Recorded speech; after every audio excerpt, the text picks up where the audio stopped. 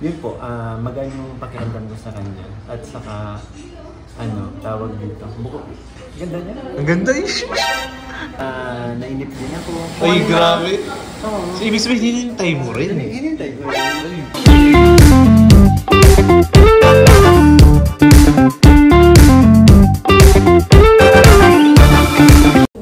Ayan, hello po mga kalingap. Welcome back po sa ating YouTube channel. Ayan, welcome po sa vlog po natin, Kuya Nel po. At ngayong araw po, makakasama po natin ang mainit-init pa po ngayon sa social media. Ang viral po ngayon na walang iba, nag-iisa po si Kalingap Mikoy. Mainit-init, bagong luto. Ayan po, siguro alam nyo na kung bakit po natin i-interviewin po ngayon si Kalingap Mikoy. So, ayan, samahan niyo po ako guys. Pero bago po pala tayo magsimula ay big shoutout muna at pa-support po ng channel po ni Kuya Val Santos Matubang, Kalingap Rob, lahat Edna, pati na rin po yung mga K-Boys Kalingap partners at lahat po ng Kalingap Rappers. So, let's start guys! Ayan, hello, kamusta bro? Michael, grabe. Ayan. Kuya Nel. Ayan, first time ko itong gagawin. First time ko itong interviewin bro. Kasi kadalasan sila Jomar, sila Dan. Yes, sila yung mga na-interview ko. Pero ngayon, since mainit-init ito sa social media si Michael eh. Ayan. Pero hindi naman parang bashing yung nangyayari. Kung parang nagkakaroon lang ng mga comparison, sharing ng opinions. Pero base sa mga nababasa ko, hindi naman ganun ka-negative yung mga sinasabi. Which is good naman. No, good naman yun. No. Pero ngayon, tatanungin ko lang, syempre for good vibes lang tayo. Ayoko rin nung mga toxic na mga usapan. So, sa ngayon, tatanungin kita ng mga ilang bagay na napansin mo or nagustuhan mo sa pag-uugali or sa personality ni Krista. Ayan, kay Krista muna tayo. Nakakatuwa kay Krista po. Ito yung experience ko sa mga vlog namin. Napaka-jolly po. And jolly talaga siya. Lalo nung latest episode po namin. So, naging madaldal si Krista. Ginulat talaga ako doon. As yung pinaramdam niya sa akin, yung nilaban niya. Yung pinaramdam niya sa amin. Nilaban niya na? Yung nilaban niya. Na? Alam niyo na. Nakakatuwa lang. Tsaka ang maganda na maasikaso. Masikaso. Tapos ano pa bang mga napansin ko sa kanya? Bukod sa yun nga, sobrang magaan kasama si Krista. Tsaka may narinig din ako na pag nagbablog daw hindi masyado kailangan ng support ni Kalingap Rob, ng director. Talagang dire-diretso lang ang vlog. Sa mga hindi po nakakaalam, parang nangyari kasi ng mga vlog namin, parang kami na yung gumawa ng flow ng wala nang wala nang guide si Kalingap Rob. Kasi usually pag may mga vlog na ganyan, minsan nawawala ng sinasabi. Ayan, so dyan papasok sa Kalingap Rob, pag-usapan niyo itong ganito. Pero sa inyo, dire-diretso talaga. Nakakatuwa. And yun yung parang kaya ang nangyari kay Kalingap Rob nung parang nanonood na lang siya. Wala na siyang ibang ginawa kundi kiligin na lang. Kita namin yung mga kilig ni Kalingap Rob eh.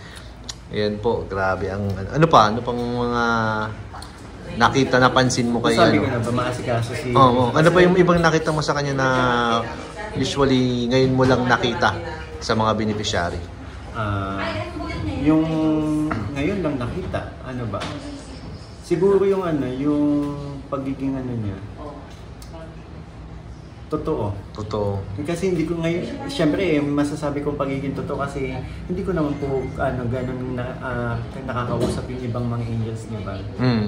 So for me, nakitaan ko ng pagiging totoo si Krista po. Ayan. So, sa mga angels, sino lang ba yung usually talaga nakakasalamuha mo? Napakabihira minsan kapag kasama ko sila Papa John, sila Boss D, nakakasama ko sila Joy, sila Car. Kapag may mga okasyon. Siyempre kapag may mga date yung mga yun, hindi tayo sumasama. Siyempre, confidential. Baka hindi ko confidential. Ayoko naman masirain yung... Ayaw mo maging fifth wheel. Third wheel, fifth wheel. Kasi hindi yan nagdo-double date. Hindi, bibira na. Talagang in secret na lang. Uy, nadulas ka bro! Sorry po. So yun po, siyempre, nasabi ko lang po yun kasi siyempre si Krista po yung nakaka-tandem natin. Ayan. Yun po, magaan yung pakiramdam ko sa kanya. At saka, tawag dito. Ganda niya. Ang ganda eh. Alatado naman eh.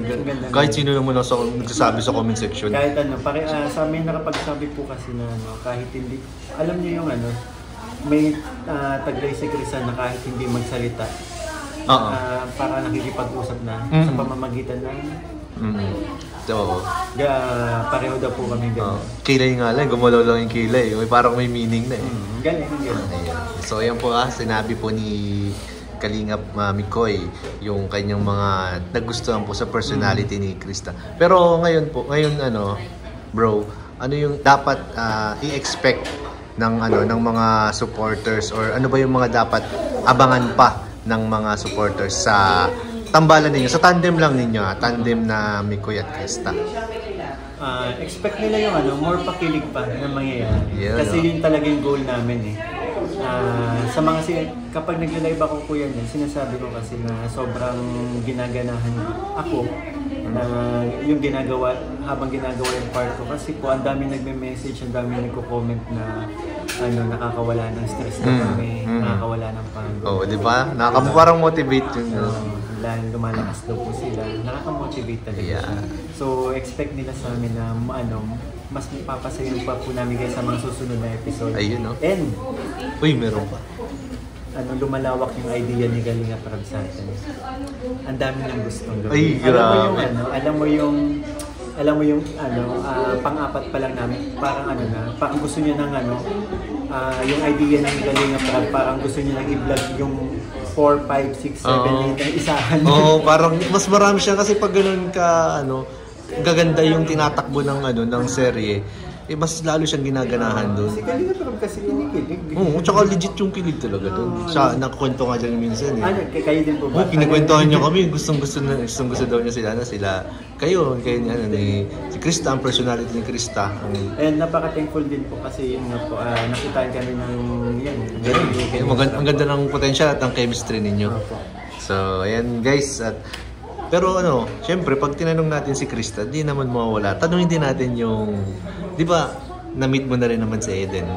Anong masasabi mo sa first impression mo kay Eden nung nakilala mo siya? Since first time ko pa lang na nakasama si Eden sa isang vlog, sobrang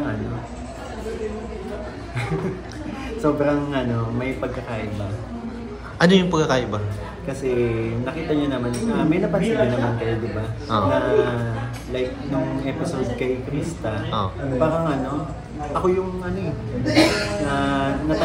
natahimik ako. Kasi kilala niyo naman ako, di ba?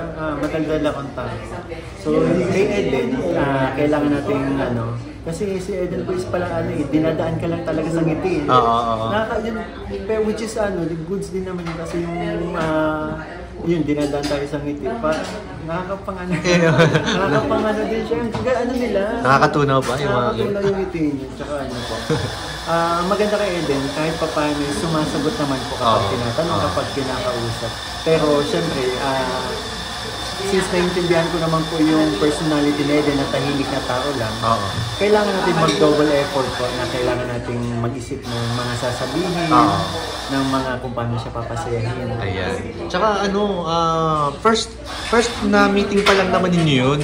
Kaya ako sa palagay ko na medyo nangangapa pa or hindi niya alam kung paano kaya approach. Baka ganun yun nangyayari. Pero kalaunan niya, sigurado pag tagal-tagal, mapapagaan na rin yung makukuha nyo na yung loob ng isa't isa at gagana yung loob ng isa't isa. Sana po. Kasi yun nga. Para lumabas yung tunay na chemistry. Tigayin natin. Yan. Tigayin natin hanggang sa kung Eden, kung nanonood ka, biro lang. Yun. So, hopefully, sa mga next vlog is maging mapalagay na yung loob niya. Yun, gusto ko lang naman, ang goal lang naman is, ako naman dito, ang goal ko po dito is makatulong, hindi naman para manligaw agad. Ayan, yan po isipin natin guys, na ito pong ginagawa po ni Mikoy at Kalinga Prab ay for good vibes and for entertainment po. Ayan. Masyado pang maaga para sabihin nila yung mga panliligaw, yung mga nagsisimula pa lang. And gusto ko lang, kinikilala pa lang po namin yung di ba? So, sa ngayon, magkaibigan. Ayan. Yun yung binubuo namin sa pagitan namin na maging magkaibigan. Yes. So maganda yan. Ang ano po, gusto ko din makatulong kay Eden kasi nga po since yun nga, isa siya sa mga wala pang Oo, kahit ako gusto ko rin siya magkaroon ng break din. No, 'di ba? Yun yung natin, kaya willing din ako talagang tulungan siya. Yeah. Para kay Eden po yung ginagawa natin. Tsaka natuwa rin ako na finally is nag-meet na kayo. So hoping din ako na magtuloy-tuloy din at maganda yung itakbo ng ng inyong vlog sa inyo ni Eden. Ang tagal din namin nagkita. Kaya nga medyo matagal na hype, no? Actually ako kung kaya na-excite din ako. Oo.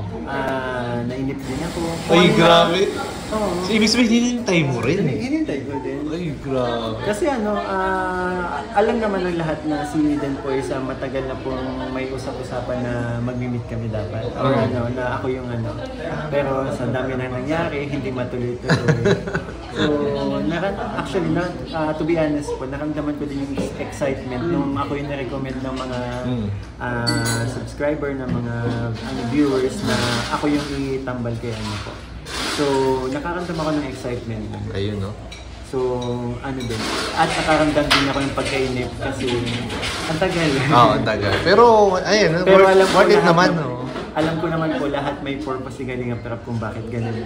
Ay, grabe talaga. Diba okay? Ang ganda ng ang ganda ng flow. Ang ganda. Ang ganda po. Ang ganda talaga ng flow. Dalawa tuloy. Dalawa. Iba talaga pag gwapo, no? Ay, hindi naman. Ay! Nagkataon lang siguro kasi tawag dito, sa mga hindi po nakakaalam na si Eden nga po is matagal nang may usap-usapan na kami yung magkikita. Actually, kayo talaga naunang pinag-uusapan niya. Kaso sa K-Boys on Mission po, naisipan lang ni Kalinga pero na ipag-duet kami ni Krista. Ang nangyari nakitaan po daw po kami ng chemistry. Kaya nasundan habang hindi pa kami nakikita ni Eden. So ang nangyari, marami pong ang daming nagtatanong ano na yung hinihintay namin ano nang hinihintay namin asa nang Nick din medyo nagkaroon ng confusion, no? Totoo. Hanggang sa nangyari po pinagbigyan ni Kalinga Prab po yung mga viewers kasi nag-promise nangako tayo tayo. So, marami na naghintay. Opo, hindi naman binigo ni Kalinga Prab, di ba? Maraming salamat sa iyo, Kalinga Prab. Sobrang love na love ni Rab ang mga viewers natin. Kung anong gusto, binibigay Diba? So yun po, ang hinihiling ko lang dito sa pagkakataon sa yung kung kay Eden naman na magtuloy-tuloy yung yung sana dumami sponsors niya, sana mapabahayan na siya. Di ba? Deserve din ni Eden na matulungan. Nakakatuwa sa kanya kuya, masipag mag-aral. Matalino. After vlog namin, pagka-uwi niya, balik-aral. Nakakatuwa. Ayan. So yun, maraming salamat bro. Ang galing ng mga sagot mo. Sana nalinawan yung mga viewers natin. Kasi maganda itong galing mismo sa iyo yung mga mga salita. Sana intindihin nyo guys lahat ng sinabi ni Michael. So thank you so much bro sa time. Ayan, maraming salamat. First interview po natin kay Michael. Thank you. Ayan po. Ayan, thank you. Bye-bye.